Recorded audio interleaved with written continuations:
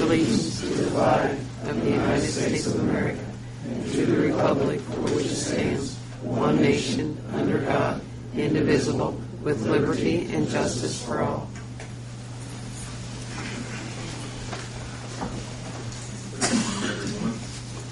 Today is November 7th, 2011. Time is 5 p.m. and the regular meeting of the Greensburg Board of Works is called to order. At this time, requesting all cell phones, pagers, and any other electronic devices be silenced, please. Roll call vote, please, Jane. Jamie. Here. Rodney. Here. Linda. Here. Steve. Here. Minutes from the regular October 3rd meeting and the special meeting October 24th. Are there any changes, amendments?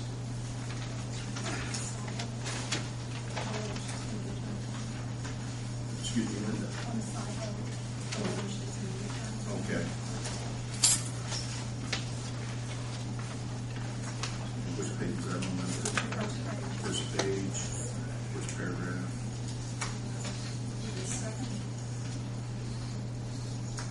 Second paragraph, starting with Klosterkemper to the Atlantic Insurance. Special deductible of $45,000 SHIO, SHIO, instead of SHIO. Thank you. How would I do that? Thank you.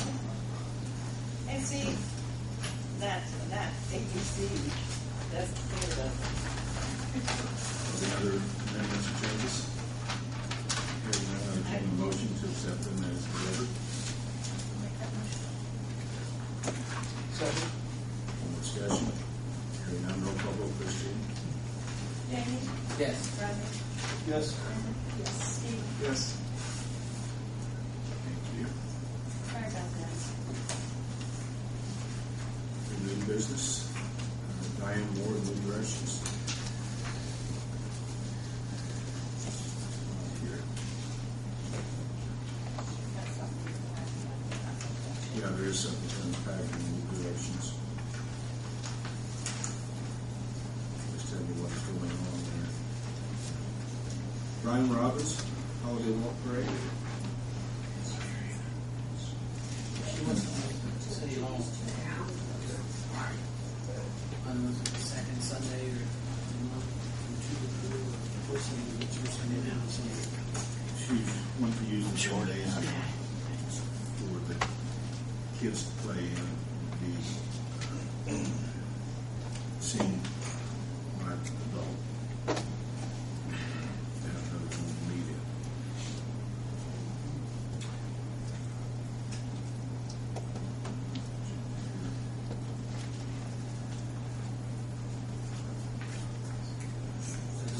Talking about one of the rooms off the gym, or she's talking about. Just a room that they can meet in, and the gymnasium as well, for the kids to be watched in there.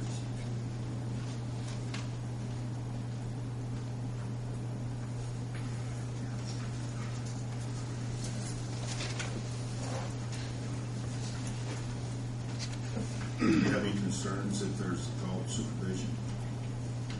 How would they get into that? They can be let in by the police department with our security system now.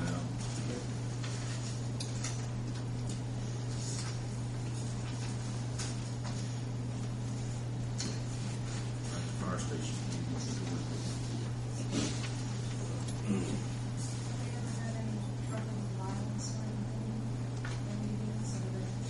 No, I'm aware of.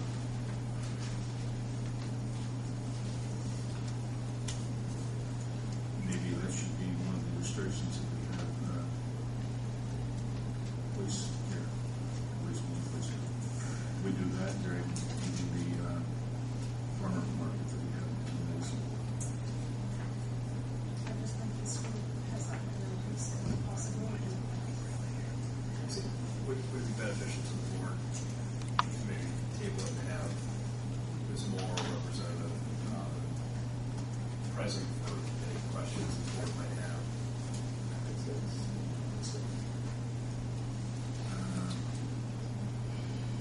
Again, the first Monday in They want to use it, they have the first Sunday in December, which is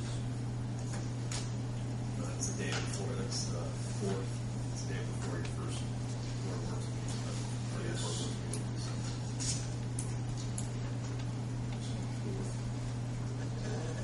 If there is security here, is there a problem then?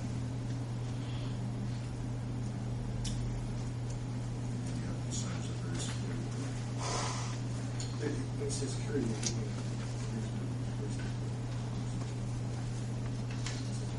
Yes. That's what we do.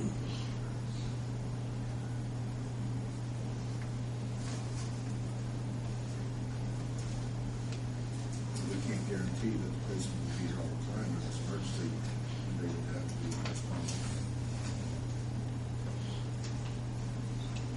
So far, it's never happened. I said it could happen.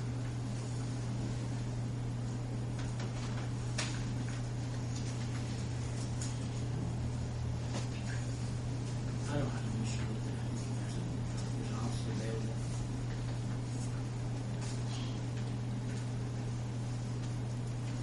That would be my concern as well. Officer,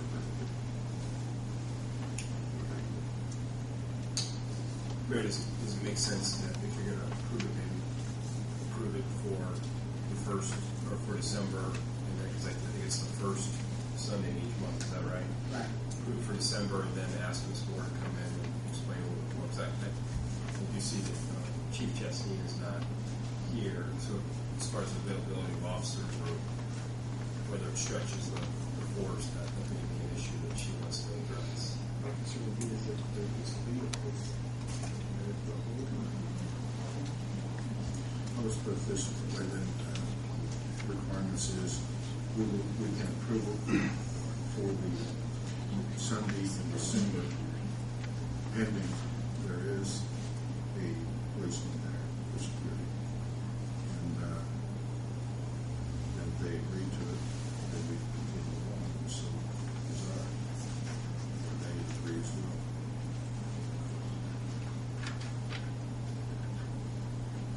And you can read what's about here. Just put it through.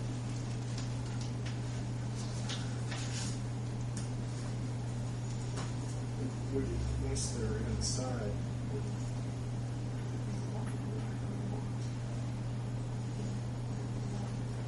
We could do it that that's the way. kind of questions we. Yes. She should be the one after that. If we can secure it, we're, outside. But they can get out. So it's not- See, I didn't know if it was approved or maybe they're gonna have, come in and spend time. I was hoping this one would be something like that.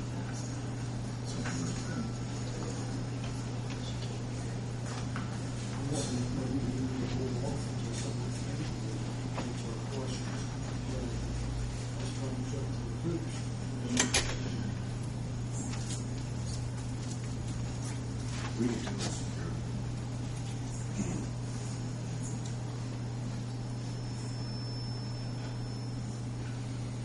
The doors will be locked as long as you can get out. You can exit. It's not a fire issue if you can't get in. But I didn't. Stop. They can be locked outside and They've got the panic bars on the Yeah, doors. I understand you can get out. But my question is, once you got people in, you have them locked. Are you not in this happen? Yeah, there's no fire issue because they can exit. They're not being impeded. Their exit's not being impeded. The panic bar on the doors will push the doors open. Right, I know that. There's no fire code or fire issue with that. If that was my only question, if there was an issue. There's not that. And there's no reason for it to be stopped.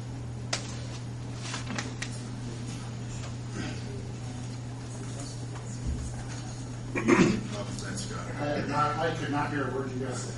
We're talking about if people came in the building and then you locked the doors. Is there an issue with fire? No, Because they the can- doors have panic hardware on them, so we could still get out. I apologize, but we were trying to figure out what it was they were wanting to do in here. So. It's support group, talking to the ladies. I thought I had heard something about kids playing in the gym or something. Well, like that. there could be children involved, and there'll be a caretaker to watch it with them. Yeah, I mean, as far as the fireside goes, there's no concerns with that as far as any of the exterior doors and carpet. So it's a matter of getting the building. So. 2 floors, 2 hours. We're going to have a motion from the board.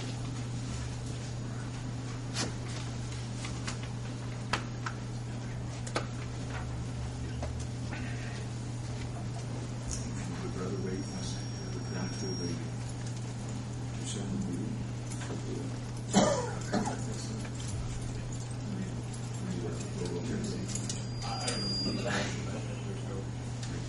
Let's just table it then until the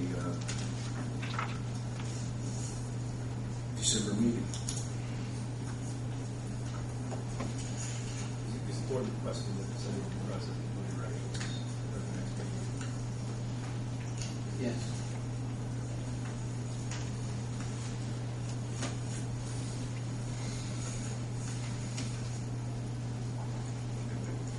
Bryan Robbins.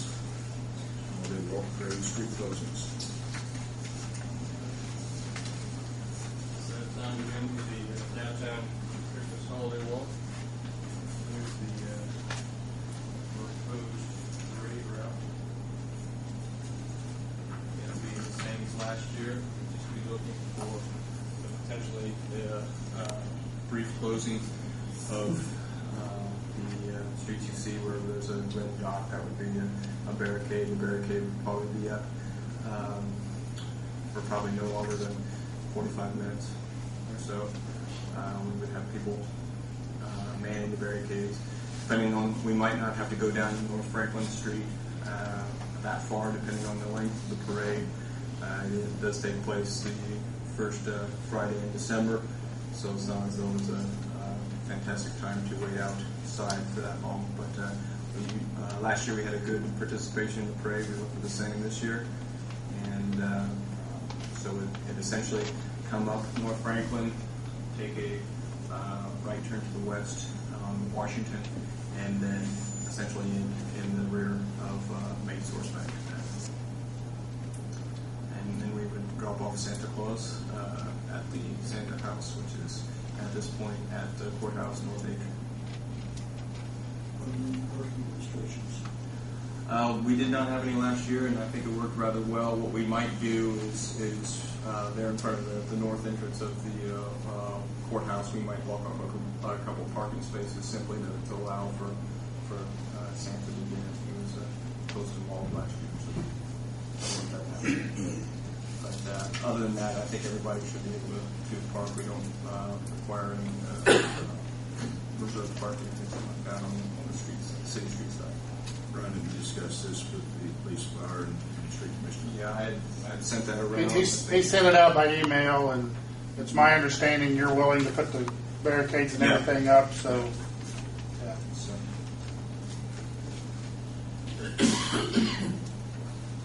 Questions, board? Take a motion to accept the closing and mapping as presented. Second. Any further discussion? Hearing none, roll call vote, please, Judy. Jane? Yes. Linda? Yes. Steve? Yes. Brandon? Yes. Thank you, board, this was passed. thanks, and I'll remind everybody this Saturday from 9 a.m. to 12 is the winter market here in the City Hall Gymnasium. So look forward to that. Thank you. Next item on the agenda is insurance quotes. Got in case any insurance agents wanted to show up and present their quotes. I turned mine in, but I have a copy for everybody after you roll it. We can, as you were sure, as you're aware, Pepper, our consultant committee where you go through them, that if you want to, you can pass them out. Okay. The rest of the Well, can they open, I got exactly right now. She opens and she has 3, so that's 1, 2, 3, and I've got 4. They hope everybody has the same thing.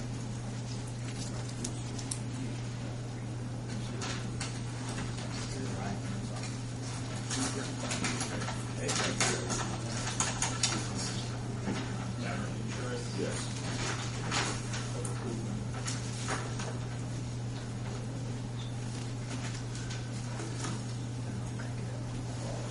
There's a lot of numbers here, so what I'll do is I'll just briefly go over the first 3 pages, and then all the quotes are behind that, and I even have a summary page for the companies that we went to. So the first page is just saying, thanks for letting us quote these specifications, and some carriers do not adhere to the specifications, and we did a spreadsheet showing that. And then SIHO, I think, has done an excellent job cooperating with the city and with Maverick over the past several years. And with that in mind, if there is anything that you want us to do differently, either SIHO or Maverick, we'll be happy to do our best to meet your expectations. This is the first page. I'm kind of going through it probably too fast, I'm sorry. But it also says that, in addition, Maverick has agreed to, in our quote, whichever one you might take, that we would provide that wellness program we've talked about for the last couple of years as administrators of that. And we priced that for $6,000 per year. And this year we're saying that if we receive the bid, we will do that for free and get that started, because I know you all have been looking at that for at least a couple of years. And you might really look hard at United Healthcare's quote, because they have that broken down in all the different facets of a wellness program. Usually what you want to do with the wellness program is you want to take your insurance committee and let them structure a 3-year program, starting off with information, starting off with risk assessments, written and medical, and move on forward to that. We've got some programs that's been in existence for about 4 years.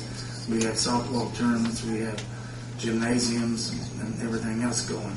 That's his first page. That's what that says. I always think this is the most important page, is what we pledge to do for you and continue to do for you. And then we've also saved our clients millions of dollars as being their agent of record over time.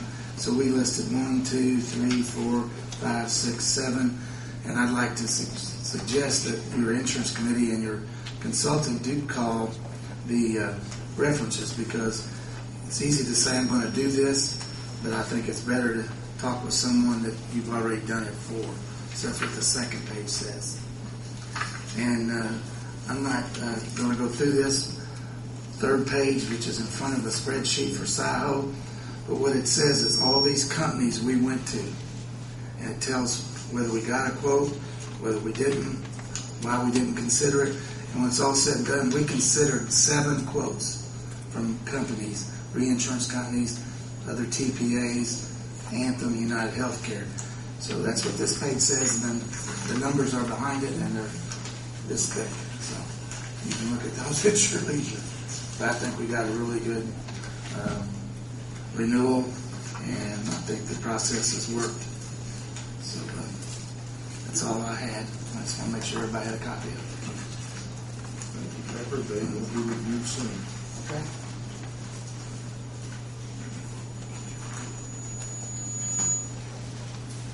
Sir? I'm Robert Gallion with Kemper Insurance, and we also provided quotes for you as well. We looked at Cigna and Key Benefit Administrators. They declined to offer a quote. We also looked at Anthem. Anthem's numbers are also in the packet that we received, or you received this afternoon. However, it's contingent upon the renewal rates from SIHO.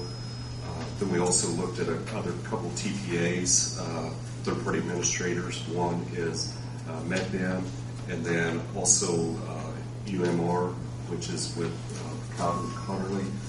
He's with me. It's also a division of United Healthcare, and there's potential savings of money by switching to a third-party administrator and also your network. So I'm going to let Calvin kind of address that with you. Can I pass these out? Sure.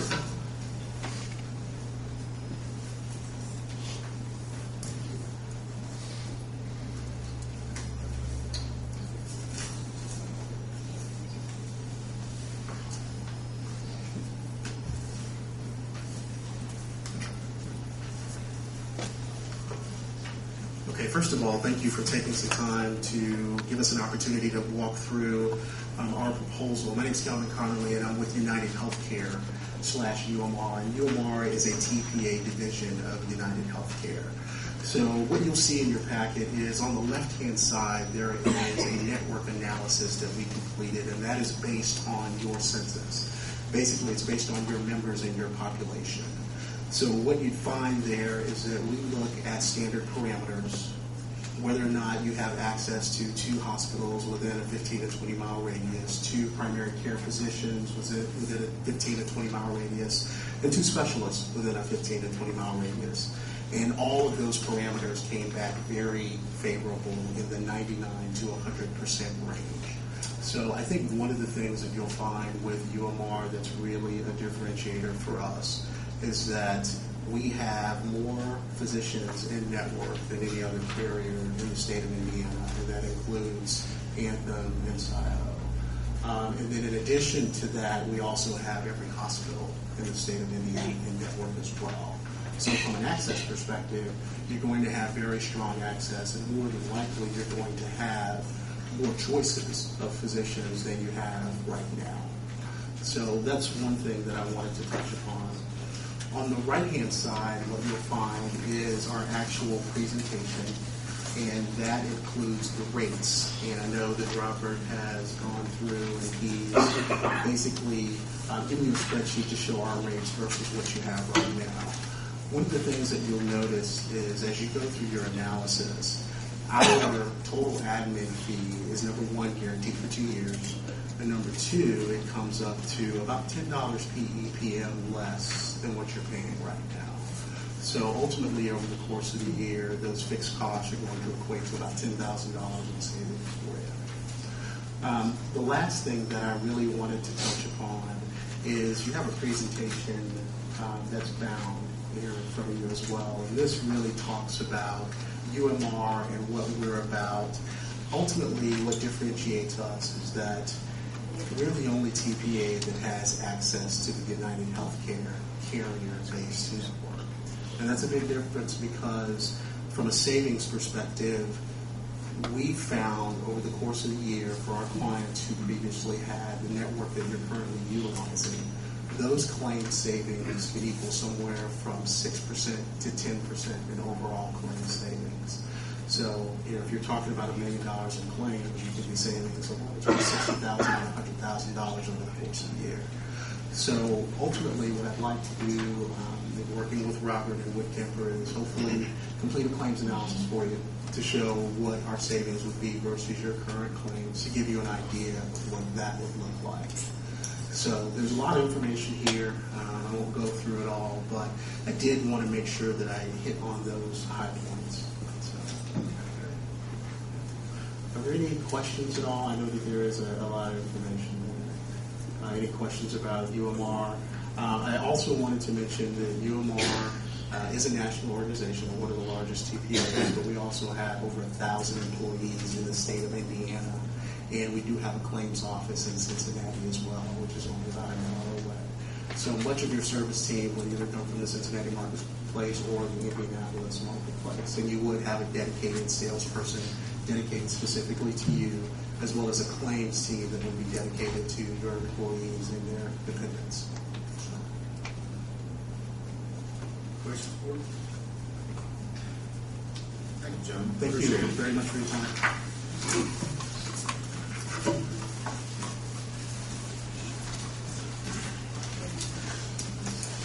Yeah, I think there's a, what Camper Insurance Group proposal. process, making a form of sealed bid. There is a bid from Sterling Insurance and Tom Works. This was not a sealed bid, so it was presented to Janet. So it was not the directions that were sent out were provided to the clerk treasurer and just on a sealed bid. There are a multitude of copies, it looks like. How did that see Tom here? They delivered them this afternoon. Okay.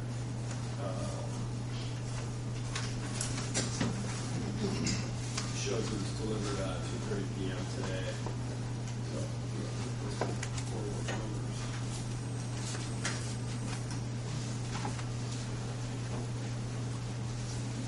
But I think for your purposes, it'll be factored into the reviews, whether it's a conforming bid. I'll look at that and determine that, as it stands right now, you should consider it for, or with the others. Then I will keep all three bids on file with the clerk treasurer's office and enter them in for review by consultant and board works.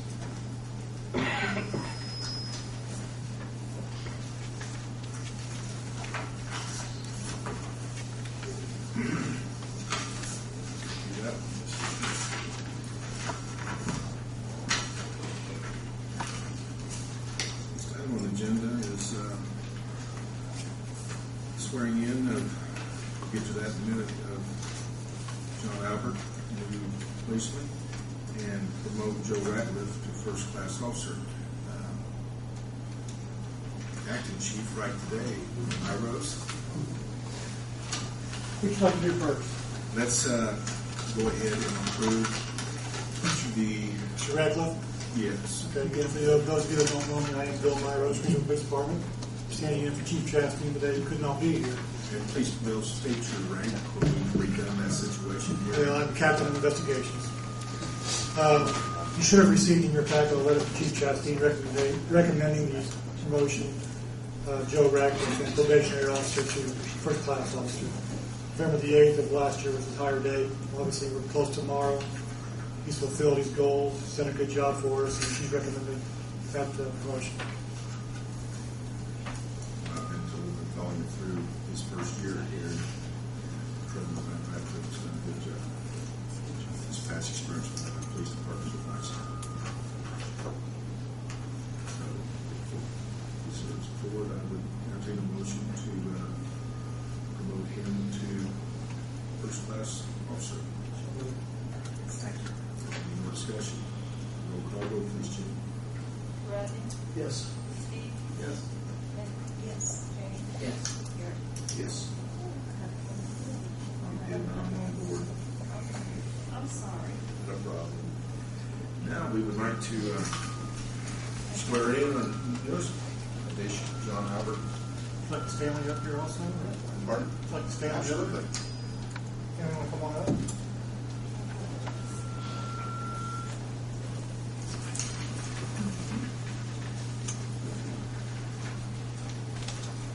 This in here, wherever you feel comfortable. Would your mother and father like to? Your father?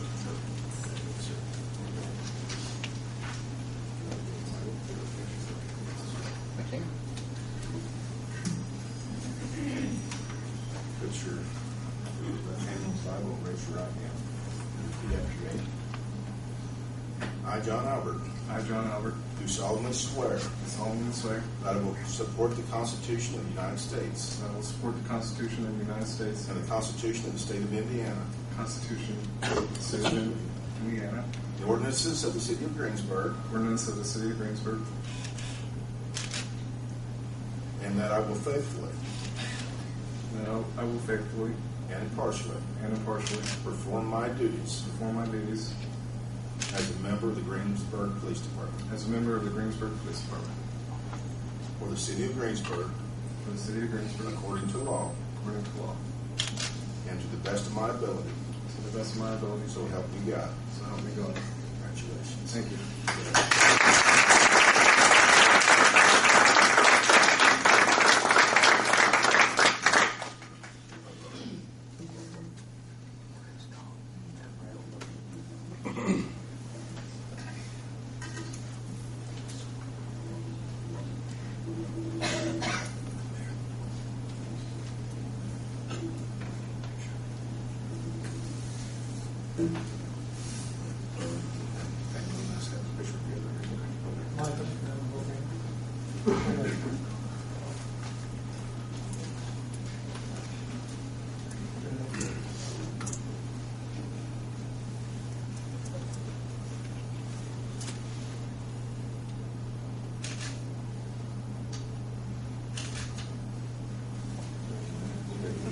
Just family. Go ahead. Just family.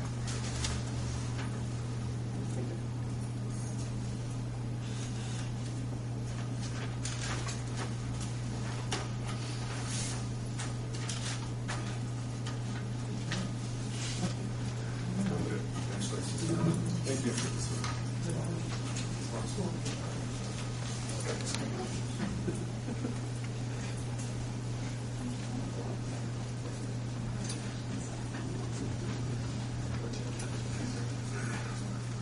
The next item on the agenda of new business is Gary Murray, Gas Creek bids. I think in your package you had an explanation of what our Gas Creek project will entail. We did open bids a couple weeks ago. We did have 4 bidders. The project did have 4 alternates. I gave you what the total bids were for the base bid and the 4 alternates, and we're proposing not going with alternate number 4, which is an Armor Flex manufactured product for stream bank stabilization. Instead, we're just going to use riprap, which was in the base bid. But we have those 4 bids, and we'd like for you to take them under advisement. And once we thoroughly review them, make sure that all the appropriate information is here, and we'll come back with a contract for the winning bidder. You gave us information last month, did you, on what the bids were? No, they were on the package this month. It's on the back page. The lowest, 1,947. 1,947,278 and 75. So that's pretty well takes our $2 million grant, doesn't it? Yes, it does. Can you read aloud the different bids? Sure. You want that non-including alternate 4? You can do the base bids. Okay.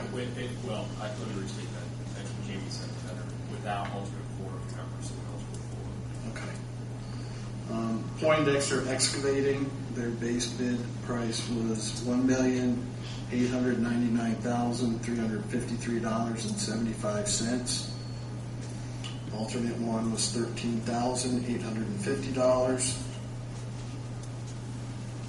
Alternate number 2 was $29,525. And alternate number 3 was $4,550. The next bid was from Garrett Ottenweiler. Their base bid was $1,988,438. Alternate number 1 was $10,500. Alternate number 2 was $22,000. And alternate number 3 was $2,000. The next one was King's Trucking and Excavating. Their base bid was $2,048,430. Alternate number 1 was $38,925. Alternate number 2 was $46,410.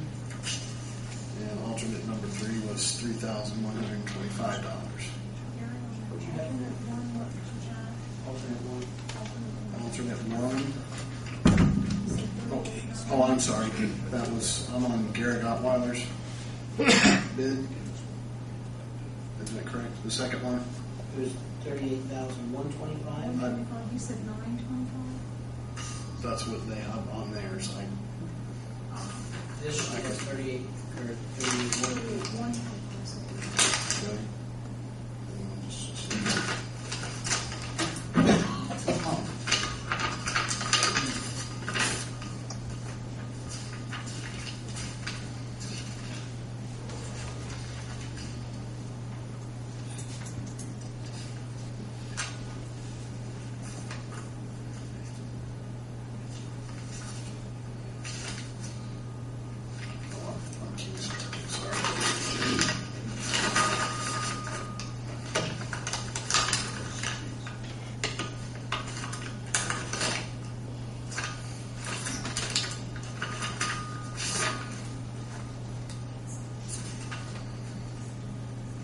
$38,925. So it is 925. Must have been a typo.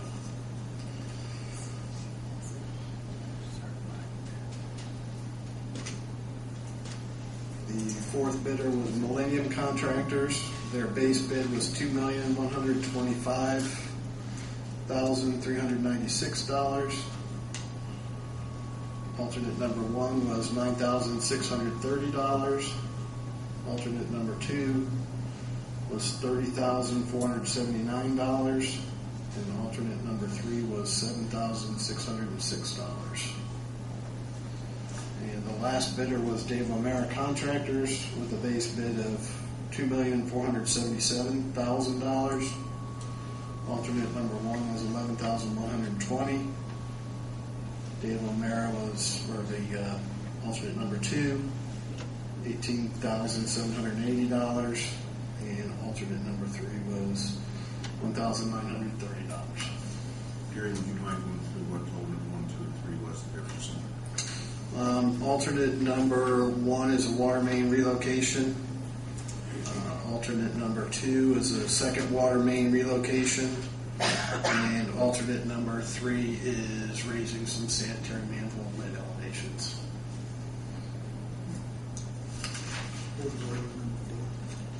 It was Arbor Flex. It is a man-made product that kind of almost looks like jacks that are held together with a steel cable. Very expensive stuff.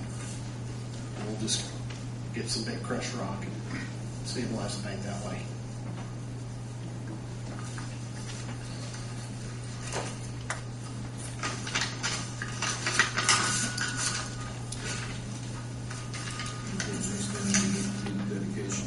The second item, I don't know how or where this came about, but we were doing some looking into whether or not Westridge Parkway had been dedicated. The county shows that it is city property, but we're never able to find any document that transferred it from the developer to the city. So we have put that together. The developer has completed all the improvements according to the plans and specifications, and he is offering that over to the city for acceptance at this point. There was one in your packet, and I copied it on both sides, but I've got one more in your signature to go around and I'll have the developer sign it. He was in today. He was not able to get the other two partners that were part of the group that platted the subdivision. He was not able to get their signatures today. So he will be bringing them in to finalize the entire document. Gary, you and street commissioner have inspected everything is within compliance. Yes. Signage.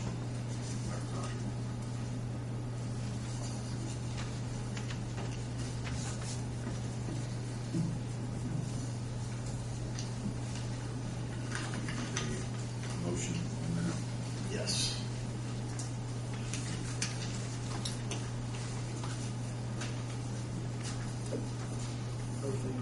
Yes.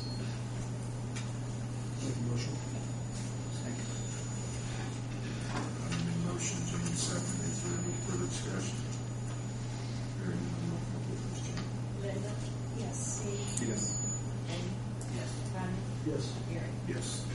Please.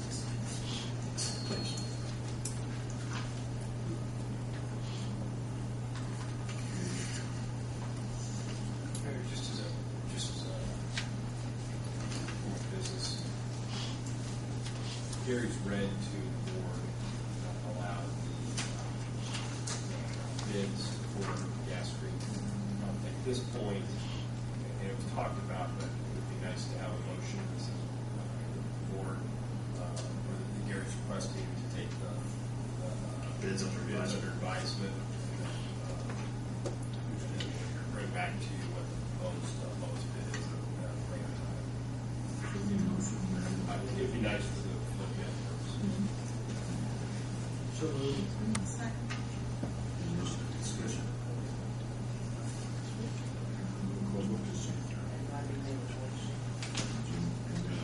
Then the second.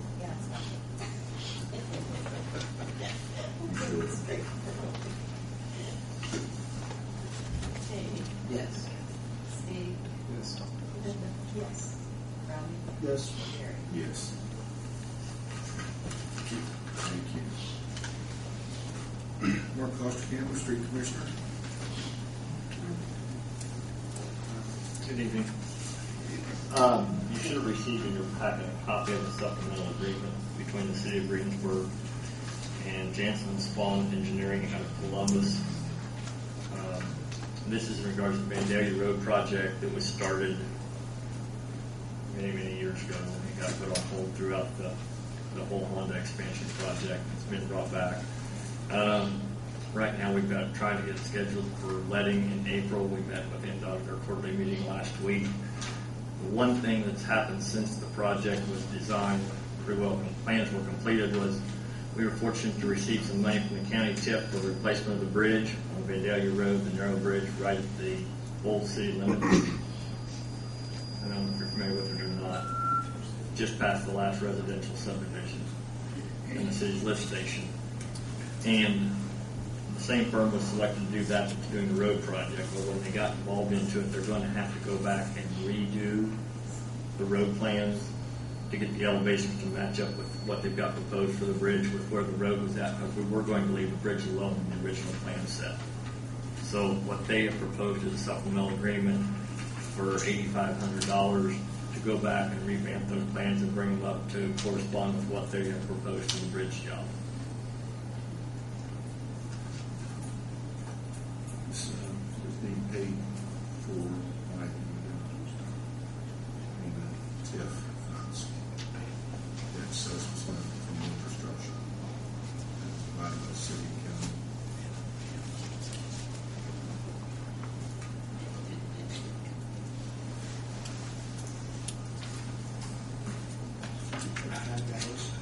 Pardon? As far as you're concerned, yes. And Tim's had an opportunity to review this agreement, the Jansen Spawn agreement, Right, one. the original one and this. I brought 2 copies. They've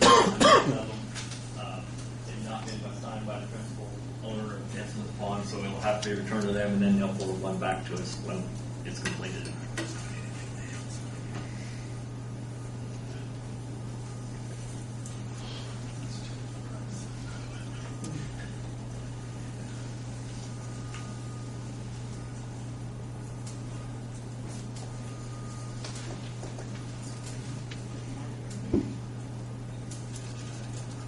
Take a motion.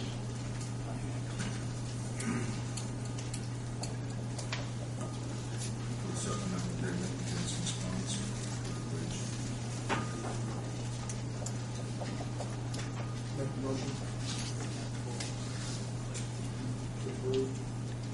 Second. Further discussion? None, all in favor, please shoot. Jamie, Yes. Linda, Yes. Steve, Yes. Ronnie, Yes. Gary. Yes, ma'am. And the only thing left, Mark, is the compactor truck comparison. You remember last year when we were starting to purchase a new compactor truck, I had a cost justification that was strictly estimated. We received the truck, I think, right at the end of April. And so we've been able to keep track for the last 6 months because of the capability it has as far as being able to compact trash. I guess to give you a simple explanation, most of the fee at the landfill is charged on volume. So in other words, if you have a trash bag full of aluminum cans, they charge you for a full trash bag. Unfortunately, if you're able to crush them all down and you put them in a tenth of a trash bag, they only charge you for a tenth. So what the new truck does, it allows us to compact trash to just much greater density than we could in the past. Another thing we implemented here this summer was the garbage trucks have always been empty daily, historically, forever. And what we've done is we are holding them on site, partially loaded, until they're completely full. I contact the manufacturers. Unfortunately, they don't compact tightly until you get them full. So I've included the data with you. I think you can review it. You noticed our trash volume, or our weight of our trash is actually up about 300 tons in 6 months. And with the efforts we've made, we've actually reduced the volume and the cubic yardage. It's 400 less than what it would have been last year. And if we would have compacted the same rate, we're down about 1,100 cubic yards. And we've calculated an annualized savings. And we plan to continue to do that as long as we possibly can. The only downside is it's a little more malodorous in the summer months when you first climb on the back of the trash truck, because if you leave it sit on Friday afternoon, it gets pretty ripe on Monday morning. If you reduce it by about 25%, Right. the total savings is nearly $30,000 a year. Correct. If you notice the last 2 months when we started that procedure, we haven't had a tipping fee at the landfill under $10,000 in I can't remember when. And we've had 2 months in a row, and it looks like we're going to continue, even though we've had quite an increase in the volume of trash this year. It's been really probably a little higher than even normal because of all of the tornado damage, and people are slow to get things cleaned up. That was my next question. Why the increase? Good question. Because we're more and more of a disposable society. I mean, the recycling. Norma has said that the recycling continues to increase, but it just seems like the tonnage of trash just increases every year. It has every year. Give you a good example. We're down West Main Street. You see all the couches, chairs, and mattresses. I think a lot of it has got to do with the current economic situation. You see a lot of turnover in homes, especially in some of the rental properties. And it seems like when a renter leaves, their collection of furniture stays.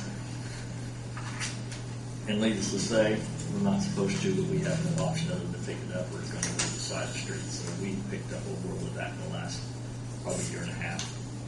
It's just for your information, no action needed on it. If you could sign that supplemental agreement, we'll get that to me. Oh, it's already signed? Vote on it? Yep.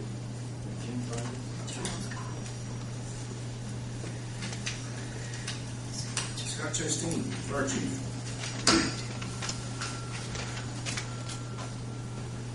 I'm going to be extremely short this evening. The situation that I had was we had a firefighter on sick leave. He was running out of time. He actually got cleared today to come back to work Sunday, so I don't need him. Thank you.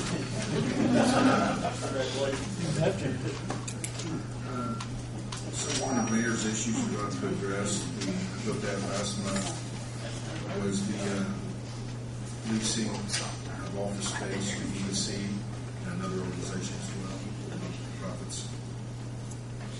Tim has prepared a commercial lease agreement. Your thoughts on what you've read? Well, just a reminder, there were two not-for-profit entities that were interested in leasing space from the city hall. Because of not-for-profit entities, the board is able to negotiate a rate without bidding or putting out the quotes for the code.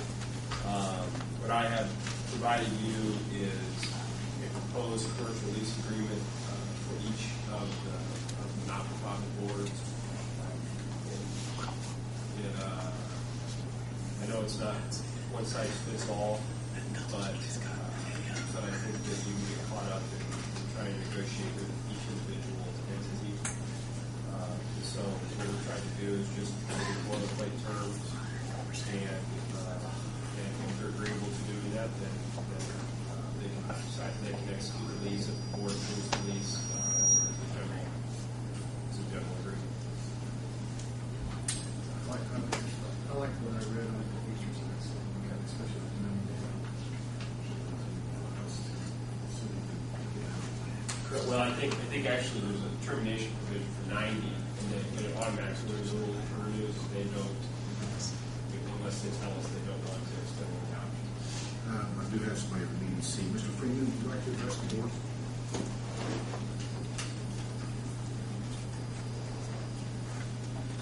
I'm Steve Freeman.